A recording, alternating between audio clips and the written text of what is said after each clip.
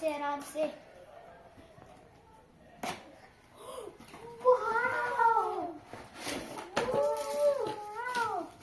चलो इसको खोल के देखते हैं।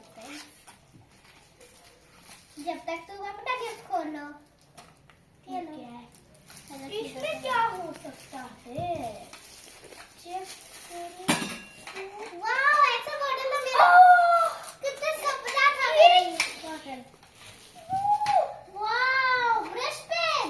अनबॉक्स करते हैं। ये देखो मेरी बॉटल खुलेगा का ऐसे कप के साथ आती है ये बॉटल। अच्छा, तो इसको ऐसे ही खोल देते हैं, मतलब कार से भी खोल दे, वही फिट कर देंगे।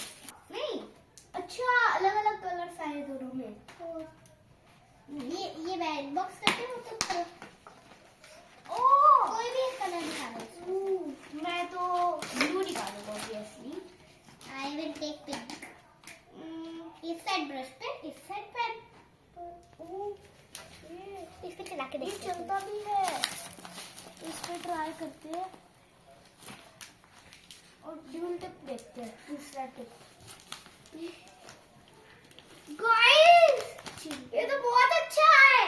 वाह, Thank मुझे बहुत you. अच्छा लगा। चलो इधर वापस रख देते हैं। अब लास्ट ये बोलते हैं अब 3, 2, 1। ये मेरा ये क्या है? अच्छा, ये मेरा टॉफी है।